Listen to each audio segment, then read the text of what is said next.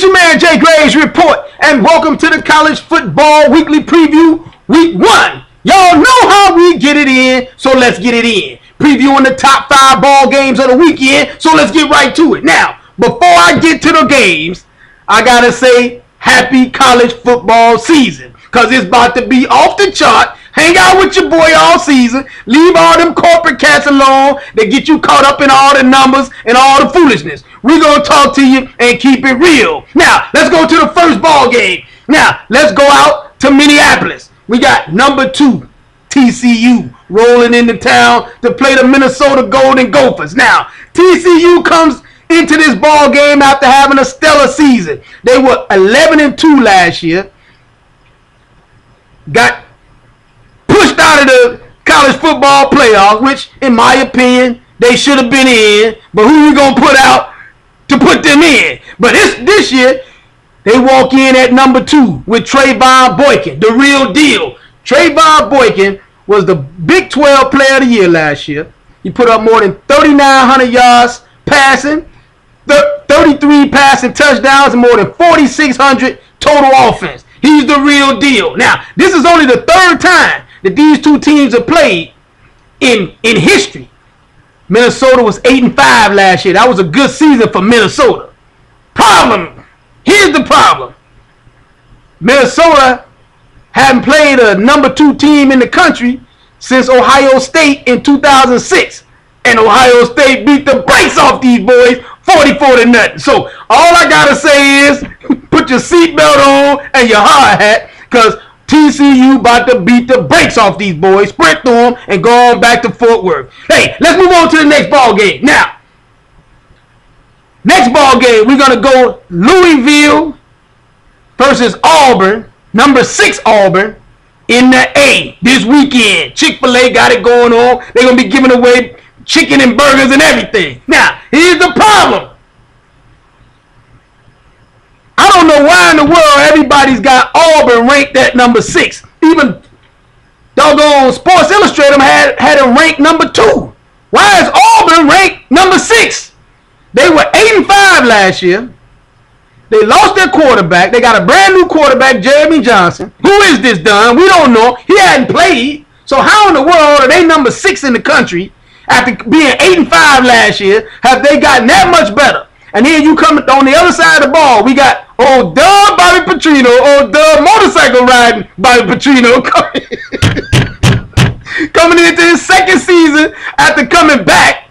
He was 9-4 his 1st season. Now, Bobby Petrino may be Dub when it comes to relationships and having mistresses on the back of his motorcycle. As long as he keep his motorcycle in Louisville and don't show up with that mug, we gonna be fine. Louisville, look for Louisville to upset these boys in the A, because Bobby Petrino can put the ball in the air and sling it around.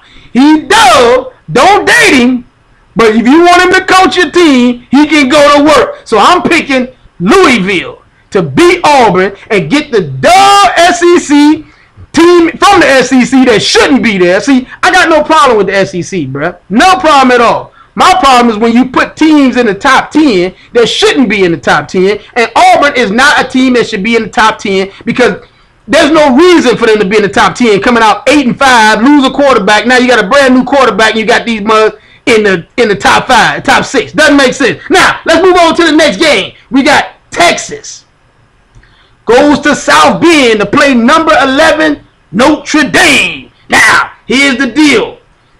Charlie Strong comes into this ball game after being 7-5 in his 1st season. Please remember, Texas is Texas. They've got the infrastructure, they got the money, the tradition, and they got ball players. Don't act like since Texas hadn't been up the last few years, they don't have the ball players. It's going to be easy for him to turn this ship around. And he's going to turn it around this weekend at Notre Dame. Here's the problem with Notre Dame. Notre Dame went 0-4 down the stretch at the end of the season last year after Joe Smith, their team MVP star linebacker, went down. They were giving up 44.5 points a game. I'm going to tell you like this. Joe Smith is not going to stop them from, I mean, he may have helped them give up 20 points a game, 25, 30 points, but 44.5 points a game. I don't see what a defense is just that much better. They've got brand new quarterback because they got rid of old Everett Golson. That was a turnover machine last year, swimming in bathing. Hey, that was swimming in baby oil. I mean, slippery when wet, you know what I mean? But now you got no quarterback, no proven quarterback there. So how in the world do I think they're going to come out here and play lights out and beat Texas when Texas, in my opinion, has better players, better athletes, and Charlie Strong is at the helm. So I'm going for Texas to upset Notre Dame at the crib. And here's another problem I got with Notre Dame. The last 2 seasons, I showed up in South Bend. The Leprechaun has been a BMI of about 40. That done got a waistline of 42. How in the world does the Leprechaun get overweight in the off season? What's going on at Notre Dame? Now let's move on to the next ball game. Let's go down to Dallas. We got number 3 Alabama shows up to play number 20 Wisconsin. This is probably one of the best matchups of the weekend.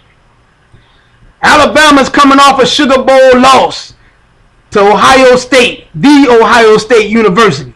They were 12-2 last year. Alabama loses all kind of firepower on the offensive side of the ball. They lost Blake Sims, TJ Yeldon, DeAndrew White, Amari Cooper, and then they lost Trey DePriest on defense. That's a problem for Alabama. Now, Wisconsin comes into this game. Keep in mind, Wisconsin ran the ball 65% of the time last year. Problem that Wisconsin runs into in this ball game is that Alabama's defense led the SEC the last 4 years in rush defense. So will they be able to run the ball against Alabama? Because Wisconsin's got a new running back, because you got this kid named Corey Clement with a blonde streak in his hair. Now, first of all, I can't put any stock into this guy because he got a blonde streak in his hair and he a brother. Wait, what is that? This dude is trying to be Kwame when he's trying to run the ball. Hey, Alabama is Alabama. Don't worry about Alabama. Don't worry about all the firepower they're losing.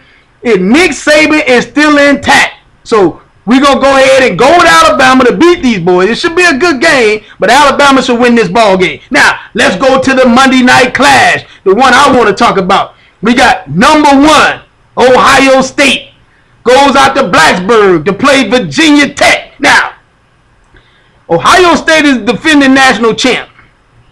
They lost to Virginia Tech last year, and now all these boys out here running around acting like the sky is about to fall because Ohio State has several guys suspended going into this ball game and several guys that are injured at the wide receiver position.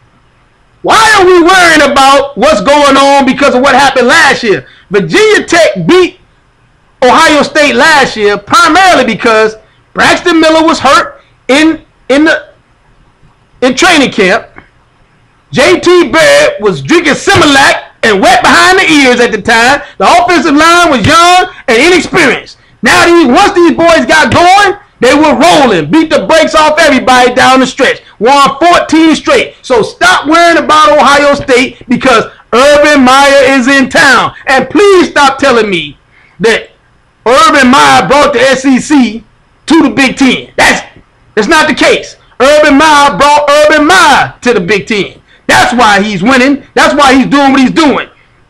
Do you realize that Urban Meyer is 38-3 over the last 3 years he's been there? He's getting ready to put in work and beat the brakes on Virginia Tech. It's your man Jay Graves Report from TheJayGravesReport.com, or you can hit me up on Twitter at JayGravesReport so you can holler at your boy.